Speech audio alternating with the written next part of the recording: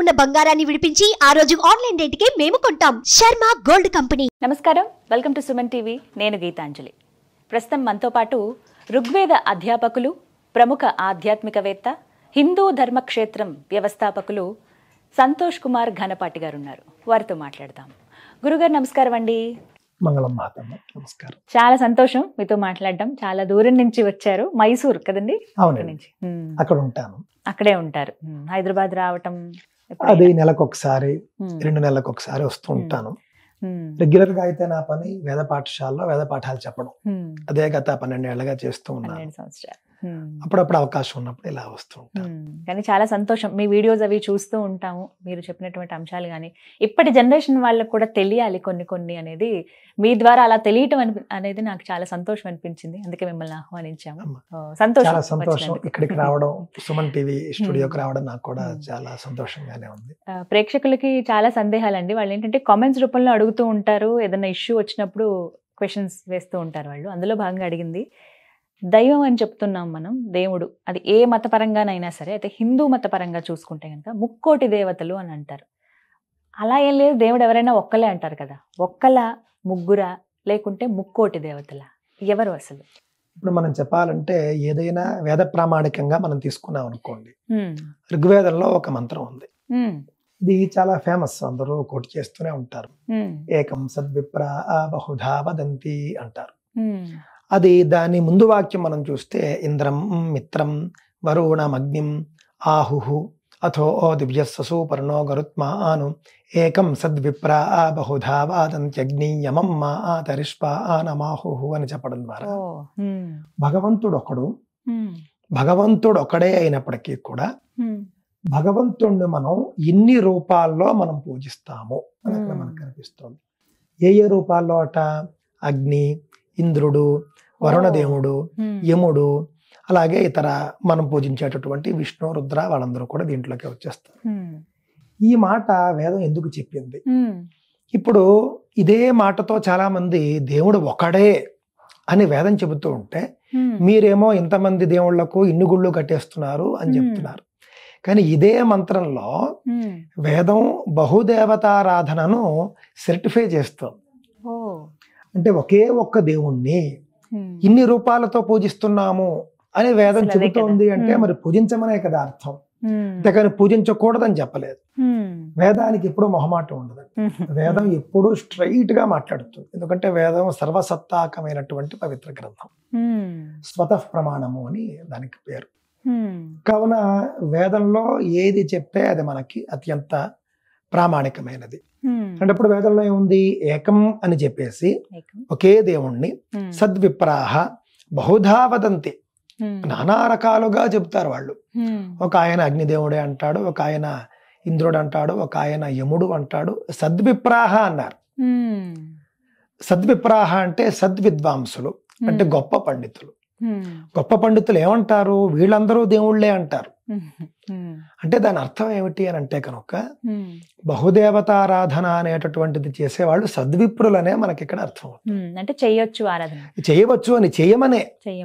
ఎందుకు అని అంటేనండి, ఇప్పుడు ఉదాహరణకి నేను మీకు ఒక ఉదాహరణ చెప్తాను. దేవుడు ఒకడే అన్నారు అనుకోండి, ఒక దేవుడినే పూజించండి అయ్యా అని మీరు అన్నారు. సరే, బాగుంది.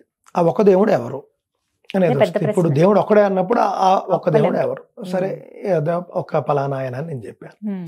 ఆయన ఎలా ఉంటాడు అని ఒకటి వచ్చేస్తుంది. ఇప్పుడు వేదంలో ఉత్కృష్టమైనటువంటి అద్వైత సిద్ధాంతం ఏదైతే ఉందో, ఆ అద్వైత సిద్ధాంతానికే వ్యతిరేకం అయిపోతుంది ఇదంతా కూడా. ఇప్పుడు ఒక ఆయనే దేవుడు అంటే ఇంకొకడు దేవుడు కాదు. ఇప్పుడు వేదం ఏం చెబుతోంది? శంకర భగవత్పాదాచార్యులు చెప్పింది ఏంటి? అద్వైత మత సిద్ధాంతము. అద్వైతం అంటే 2 కాదు, ఒకటే అని. దాని యొక్క అర్థం ఏమిటి అని అంటే కనుక అన్నింటా దేవుడు ఉంటాడు. ఇప్పుడు నాలోనూ దేవుడు ఉన్నాడు, ఒక చైతన్య స్వరూపుడై ఉంటాడు. మీలోనూ దేవుడు ఉన్నాడు, చైతన్య స్వరూపుడై ఉన్నాడు. అందరిలోనూ ఉన్నటువంటి ఆ యొక్క చైతన్యం ఒకటే అనేది అద్వైతం. ఇప్పుడు ఒకవేళ దేవుడు ఒకడే, మహావిష్ణువే దేవుడు, శివుడు కాదు, శివుడే దేవుడు మహావిష్ణువు కాదు అని చెబితే వేద వ్యతిరేకం అయిపోదండి. ఇప్పుడు అన్నింటా దేవుడు ఒక్కలే ఉండాలి కదా, ఒక్కలే అని చెప్పినప్పుడు అంటే చైతన్యం ఒకటే ఉంటుంది, మీకు పవర్ ఒకటే ఉంటుంది. ఇప్పుడు ఉదాహరణకి కరెంట్ ఉంది, మీకు కరెంట్ ఒకటే. ఇప్పుడు సుమన్ టీవీలో ఉండే కరెంటు, మా ఇంట్లో ఉండే కరెంట్ ఒకటే, కానీ చేసే పనులు వేరు. ఇక్కడ ఉండేటటువంటి లైట్స్ మా ఇంట్లో ఉండవు, మా ఇంట్లో ఉండేటటువంటి ఇంకో వస్తువు మీ దగ్గర ఉండదు, కానీ అదే కరెంటు. ఒక కరెంటు ఇప్పుడు అమెరికాలో కూడా ఇదే కరెంట్ అండి, కరెంటు తయారయ్యే పద్ధతి ఇదే, కానీ కరెంటు చేసే పనులు మారుతాయి. కొన్ని చోట్ల టీవీని వెలిగిస్తుంది, కొన్ని చోట్ల ఫ్యాన్ ని తిరిగిస్తుంది, కొన్ని చోట్ల ఇప్పుడు ఎలక్ట్రిక్ కార్స్ వస్తే వాహనాలను కూడా నడిపిస్తుంది, రాకెట్లని ఎగిరేలా చేస్తుంది. మరి ఒకే కరెంట్ కదా. ఇప్పుడు కరెంటు ఒకటే అని చెప్పి మనం ఒక గీత గీసు కూర్చుంటే కుదరదు. మనకి ఏ పనికి అవసరమైతే ఆ పనికి మనం వాడుకుంటాం, అంతే కదా. దేవుళ్ళు కూడా ఏమిటి అంటేనండి, శుద్ధ చైతన్య స్వరూపమైనటువంటి ఏకైక పరమాత్మ పరబ్రహ్మము అని మనం పిలిచేటటువంటి చైతన్య శక్తి ఏదైతే ఉందో, ఈ చైతన్య శక్తి ఎవరు ఉపాసించగలరు అని అంటే ప్రాపంచిక విషయాల యందు ఆసక్తి లేని వాళ్ళు ఉపాసించగలరు. ఇప్పుడు నేనైనా మీరైనా కూడా గృహస్థ జీవనంలో ఉన్నాం, అంటే పెళ్ళయింది, పిల్లలు ఉన్నారు, భార్య అన్నారు. మనకి కుటుంబం ఉన్నప్పుడు కోరికలు ఉంటాయి, అంటే ఇవి సర్వసాధారణమైనవి. ఇప్పుడు మనకి కోరిక అనంటే ఏమిటి, ఈ నెల ఈ మనం కిరాణా వేయించుకోవాలనో, లేకపోతే అన్ని మీకు చిన్నవి కావచ్చు పెద్దవి కావచ్చు ఉంటాయి. ఇప్పుడు కోరికలు ఉన్నటువంటి, అదే విధంగా ప్రాపంచిక జీవనంలో ఉన్నటువంటి వాడు వాడి యొక్క జీవన విధానానికి తగ్గట్లుగా దేవతలను ఉపాసిస్తాడు. ఏ కోరికలు లేనివాడు అద్వైత శుద్ధ చైతన్య పరమాత్మను ఉపాసిస్తాడు. వీడికి ఏ కోరిక లేదు, వాడు ఉపాసిస్తాడు. కానీ మనసు నిండా కోరికలు పెట్టుకుని, మనసు నిండా రాగద్వేషాలతో మనం నిండిపోయి ఏకైక పరమాత్మ ఏదైతే ఉందో నేను ఉపాసించేస్తాను అని అంటే ఈ స్థితికి కుదరదు. మీరు అలా అంటే మీరు అడగచ్చు, అలా అయితే మరి ఇతర మతాల్లో వాళ్ళు మరి ఏకైక నిరాకార దేవుణ్ణి వాళ్ళు ఉపాసించేస్తున్నారు, మరి వాళ్ళంతా ఉన్నత స్థితిలో ఉన్నారంటే ఉన్నత స్థితిలో ఉన్నాము అని వాళ్ళు అనుకుంటారు, అంతవరకే. లేదా వాళ్ళు మన వద్దకు వచ్చి మీరు ఈ విధంగా బహుదేవతారాధన చేస్తున్నారు తప్పు అని వాళ్ళు అన్నప్పుడు మనం కూడా అంటాం, నువ్వు చేస్తున్న తప్పయ్యా అని చెప్పేసి మనం చెప్పాల్సి వస్తుంది. ఎప్పుడూ కూడా ఎవ్వరూ కూడా డైరెక్ట్ గా డిగ్రీ పరీక్ష రాయరు, డైరెక్ట్ గా పిహెచ్డి పరీక్ష రాయరు ఎవరు. కానీ ముక్కోటి దేవతలు కానీ అంతమంది ఉన్నారా? ముక్కోటి అంటే సంఖ్య అనేది కూడా అంటే 3 కోట్ల ఇలా అంటే ముక్కోటి అనేది నేను అనుకోవడం కూడా వేద ప్రతిపాద్యమైనటువంటి దేవతలు మనం చూస్తే 33 మంది దేవతలు కనిపిస్తారు. అష్టవసువులు, ఏకాదశ రుద్రులు, ద్వాదశాదిత్యులు, అక్కడికి మనకి 12, 11, 23 అయింది. అష్టవసువులతో 31 మనకి అక్కడ కనిపిస్తున్నది. ఇంకొక 2 దేవతలు మనకి ఇందులో కలవనటువంటి దేవతల్లో మనకి ఉంటారన్నమాట అండి, బ్రహ్మదేవుడు, అమ్మవారు మొదలైనటువంటి. ఈ 33 మంది ఎవరైతే ఉన్నారో ఈ 33 మందికి కూడా టీమ్స్ ఉంటాయి, ఎవరికి వాళ్ళకి, అంతే కదా. మరి 12 మంది ఆదిత్యుల్లో మహావిష్ణువు ఒకడు, మహావిష్ణువుకి మరి ఒక పెద్ద టీము సరంజామా అంతా ఉంటుంది. కాబట్టి ఆయన వద్ద 1 కోటి మంది దేవతా పరివారం ఉంటుంది. అదే విధంగా పరమశివుడు ఏకాదశ రుద్రుల్లో ఒక ఆయన మన శివుడు, ఆయనకి మళ్ళీ ఇదే విధంగా 1 కోటి పరివారం ఉంటుంది. కావున ఈ 33 మంది దేవతలకి కూడా ఆ విధంగా పరివారాలు ఉంటాయి. ఆ పరివారంలో ఉన్న వాళ్ళు దేవతలే. ఇలా వీటన్నింటిని కలిపి 33 అంతే, మీకు 33 కోట్లు ఇంకా ఎక్కువ కూడా ఉంటాయి, మనం అనంతంగా కూడా ఉంటాయి. అంటే వాళ్ళ పరివారాలు. మనం పరివారాన్ని పూజించం కదా, మనం మహావిష్ణువుని పూజిస్తాం, కానీ మహావిష్ణువు చుట్టుపక్కల ఉండే పరివారంతో మనకేం పని. వాళ్ళని గౌరవిస్తాం, మహా అయితే గరుత్మంతుడిని మనం పూజిస్తాం. అలాగే పరమశివుని పూజిస్తాం, పార్వతీదేవిని, నందీశ్వరుని పూజిస్తాం. ఇంకా మిగిలిన వాళ్ళతో పనే ఉంది. అంటే పరివారం అలా ఉంటారు వాళ్ళందరూ, వాళ్ళు దేవతలే, కొంచెం వాళ్ళ యొక్క స్థాయి తక్కువగా ఉంటుంది. వీళ్ళందరూ కలిసే దేవతాగణంలోకి వస్తారు. అయితే సాధారణ ప్రజలుగా మేము అసలు ఎవరిని ఆరాధించాలి అంటే ఏం చెప్తారు? ఎవరిని ఆరాధించాలంటేనండి, ఇప్పుడు నిజంగా సనాతన ధర్మంలో బహుదేవతారాధన అనేది అయితే ఉందో ఇది సనాతన ధర్మానికి పెద్ద అడ్వాంటేజ్. ఏమిటి అడ్వాంటేజ్ అని అంటే, ఉదాహరణకి మీ మానసిక స్థితి ఒకలా ఉంటుంది, నా మానసిక స్థితి ఇంకొకలాగా ఉంటుంది. నాకు ఫలానా దేవుళ్ళలో ఉండేటటువంటి లక్షణాలు నాకు నచ్చుతాయి, కొంతమంది దేవతల నాకెందుకో అంటే నన్ను ఆకర్షించవు, నాకెందుకో ఫలానా ఆయనే నాకు ఇష్ట దైవం అని నాకు అనిపిస్తుంది. మీకు అనిపించకపోవచ్చు. అప్పుడు మీరేం చేస్తారు, ఇంకొక దేవత గురించి మీరు చూసుకుంటారు. మీకు అమ్మవారు మీకు ఇష్టం కావచ్చు, అమ్మవారి యొక్క దివ్యమంగళ స్వరూపం మీకు నచ్చవచ్చు. ఈ విధంగా మనకి ఆప్షన్స్ అనేవి మనకి సనాతన ధర్మంలో ఉంటాయి.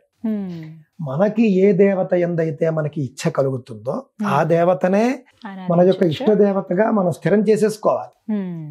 మిగిలిన వాళ్ళందరినీ కూడా మనం పండగలకి, ఇప్పుడు కృష్ణుణ్ణి పూజించేవారు రామనవమి చేస్తారు, రాముణ్ణి పూజించేవారు శివరాత్రి చేస్తారు. ఈ విధంగా ఒకే దేవుణ్ణి మనం ఇష్ట దేవుడుగా పెట్టుకుని ఆ దేవుణ్ణి మనం ఉపాస్య దైవంగా రోజువారీ పూజల్లో ఆ దేవుడికే మనం పూజలు అవి చేసుకుంటూ, పండగలు పబ్బాలు వచ్చినప్పుడు మాత్రం మనం ఆ సందర్భాన్ని బట్టి ఏ దేవుణ్ణి అయితే ఆ దేవుణ్ణి మనం, అందరికీ లక్ష్మీదేవి కావాలి, అందరికీ సరస్వతీదేవి కావాలి, అందరికీ ఈ విధంగా వాళ్ళ యొక్క పండగల్లో వచ్చే దేవతను కూడా పూజించవచ్చు. ఇష్టదేవత ఒకరినే పెట్టుకోవాలి, ఇష్టదేవత ఒకరినే పెట్టుకోండి. అలాగ మాత్రమే కాదు, ఇప్పుడు ఉదాహరణకి నేనున్నాను అనుకోండి, అలాగే నాలాంటి పండితులు, వేద విద్వాంసులు, వీళ్ళందరూ పంచాయతన పూజ అని చేస్తారు. రోజు 5 దేవతలు ఉంటారు దాంట్లో.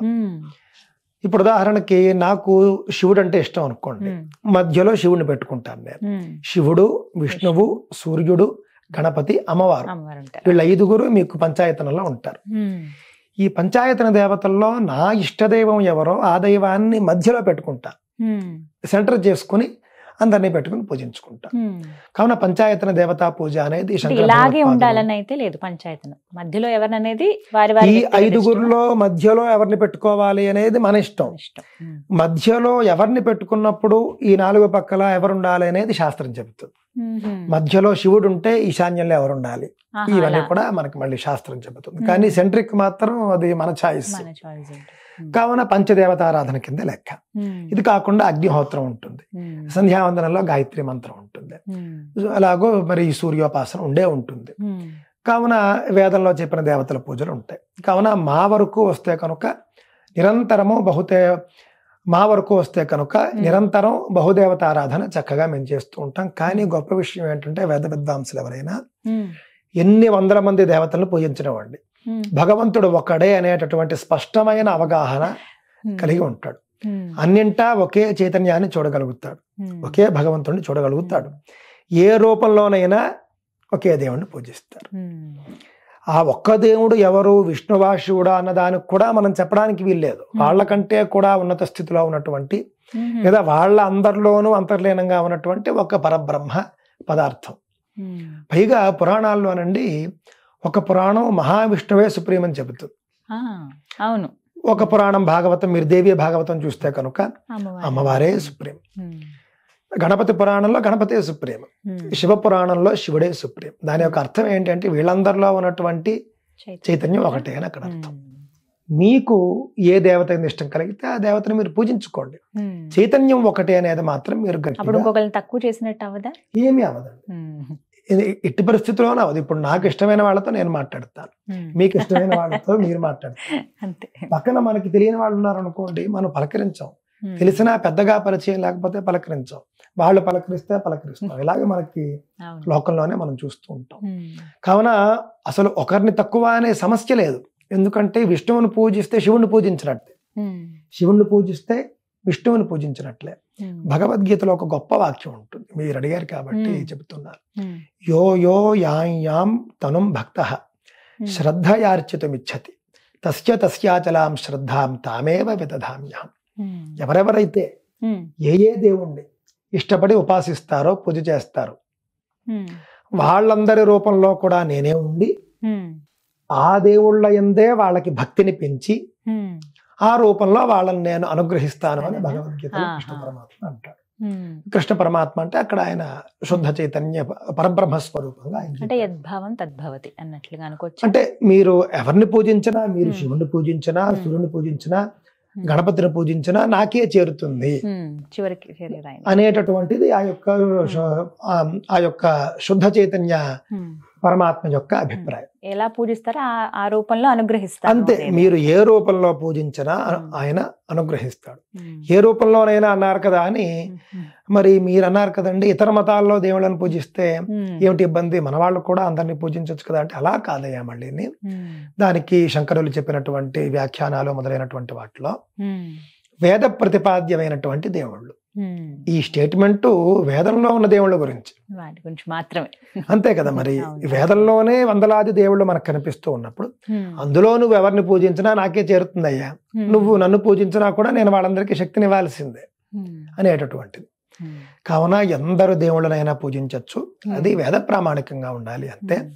అందరినీ పూజించుకుంటూ చక్కగా దేవుడు ఒక్కటే అనేటటువంటి భావన మనం కలిగి ఉండాలి. ఎందుకంటే మనకి ఇప్పుడు డబ్బు కావాలి, మనం లక్ష్మీదేవినే పూజిస్తాం. ఇప్పుడు సరస్వతీదేవిని మనం డబ్బు కోసం పూజించాం కదా. కావున మన యొక్క దీన్ని బట్టి కూడా మనం ఈ యొక్క ప్రాపంచిక విషయాల్లో ఉన్నాం కాబట్టి మన యొక్క కోరికలను బట్టి కూడా మనం దేవుళ్ళని పూజిస్తాం. ఆయా డిపార్ట్మెంట్లకి వాళ్ళు అక్కడ హెడ్లుగా ఉన్నారు. మనం వాళ్ళని కాకుండా మనం ఇష్టానుసారం ఏ కోరిక లేకపోతే, నీకు అసలు కోరికే లేదు, నువ్వు చక్కగా ఒక శుద్ధ చైతన్య స్థితిలో ఉన్నావు, నువ్వు నీకు ఎవడిచ్చినా తీసుకో, నువ్వు అడగవు, నీ యొక్క లోకం వేరు అని ఉన్నప్పుడు నువ్వు నిరాకారుడైనటువంటి ఆ యొక్క శుద్ధ చైతన్య స్వరూప పరమాత్మ నువ్వు పూజించవచ్చు. అంతే, మన ఇష్టం అంటారు. చాలా చక్కగా వివరించారు గురుగారు. నమస్కారం. నమస్కారం.